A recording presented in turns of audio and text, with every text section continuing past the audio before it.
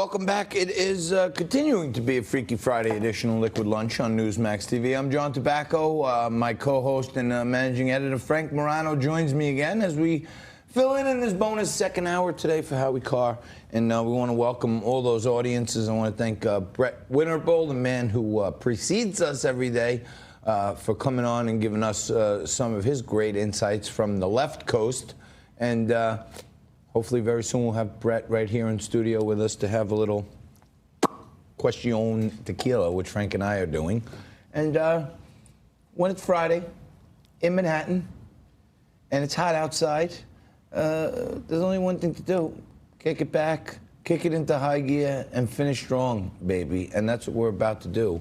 And Frankie, you know, one of the things that we've been talking about is there's this fundraiser at the home of this guy Joe Farrell in the Hamptons. Yeah, probably some people there watching us right now, actually. It would be nice if they had us on right now. And then, you know, some of the people that are going to be sponsors or co-hosts are the owners of Soul Cycle. We talked about in the first hour this lynch mob that's out there. They're now going to the name Twitter mob. And they're going after this guy because he's an investor in Soul Cycle, and he supports Trump. And they're telling people to boycott Soul Cycle because one of their investors supports Trump. It's bizarre. And, you know, I'm sorry, I didn't realize we were going to talk about this, but there's a terrific, and by terrific, I mean not terrific at all, tweet from New York City's Mayor Bill de Blasio, who I don't know who has taken over his Twitter handle within the last couple of days, but he is now only trolling people, right? So he tweeted basically, the owner's name is Stephen Ross.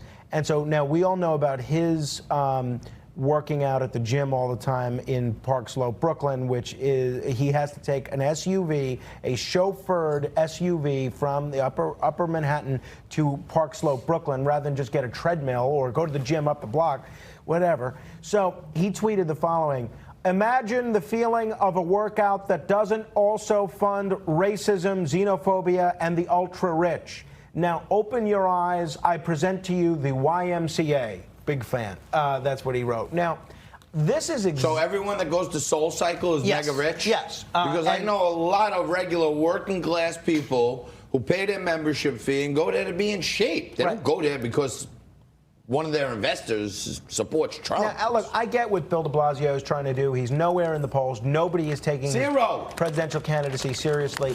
He's trying to stand out. He's looking for some of these viral moments. But all these candidates, the Castro brothers, and I hope we could talk about them as well, all these candidates, by demonizing supporters of the other guy, are only making it more difficult for everybody to govern. Now, when you see Beto O'Rourke and Joe Biden and all these guys go out there and call President Trump a racist and a white nationalist, now, how do you think that makes supporters of President Trump feel? That you've told them that the person they chose to vote for is a racist and a white nationalist. Do you think that you're going to be able to unify the country when you're president and you've just demonized half the country? Of course not. They're only now, I'm not saying the president's free of blame himself on this, but these guys, by demonizing Trump and portraying him as not just somebody you disagree with, but as somebody that's evil, you're going to make it tougher for everybody that's got to live in this country. They're literally throwing gasoline on what should be a small fire. The big debate is, okay, most sane people, like 90% of Americans of all political styles and ilks, are in support of expanding background checks. And many people understand that some of this is by mental health. So maybe we should help our mentally ill. But nothing is getting done, Frank. And much of it is the gridlock that you're talking about, because everyone's spending so much time ripping the other side apart that no one's coming up with thoughtful solutions for America, and that's what matters most. And if people are curious, the celebrity that I wrote down on this piece of paper, I don't know if you could see it, but it was Wayne Newton. That's the one that I was thinking of, Wayne Newton. But Elena was not able to guess. I was going to say Wayne Newton. No, I wasn't. I never even thought about Wayne Newton, but I like Elena because when she comes in, you kind of have to open your mind a little bit more. And when my mind opens, things come flying out of it like you couldn't believe. It's What did you scary. think of her calling you a little shallow? Well, I mean, you've referred to me numerous times as a know-it-all. No. Well, you've said on air many times that some people think I'm a know-it-all. When you're really speaking of, you're saying some people, which is your way of disguising you. No. But yeah, I mean, you know, when part of your job is to run your mouth all day and make like you know what you're talking about, some people could mistake you. But I'm not that thin, so I don't know if shallow was like at my physical size or. No, I mean, like I think. Well, whatever. I'll let. Well, what did you think about her calling me shallow? Well, I think at times you can tend to be a little shallow. Really? Yeah. Are there ever times when I'm deep? Yes, there are. I am deep. You are.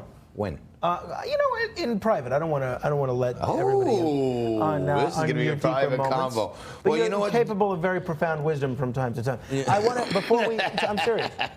Before we depart, I do want to wish a happy birthday to former football and baseball star Deion Sanders, Neon Deion. Prime time. That's right. And anytime that we are together, it is a prime time. Happy birthday as well Prime to time actress was Gillian Anderson. One of my favorites of all time because they said, hey, you can't play baseball and football. He says, sure I can. I'm prime time. You can't play offense and defense. You can't. He did it all.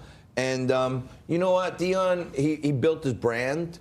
Never really made it as a rapper, though. But he's still an example for young people because he made something out of it and he didn't blow up his whole career. And he's still a juggernaut of a personality. Yeah. I give him credit. If we could play the primetime music video that he recorded. One of the greatest all-around athletes I've ever seen in my life. And he's our generation's Jim Thorpe. We're going to do some political athleticism and calisthenics after this when we twist it up a little more and get into the 2020 elections, a little more gun control, and a couple more of Joe Biden's fits of foot-in-mouth disease. The leading octogenarian, septuagenarian on the Dems. You're watching Liquid Lunch. Back after this.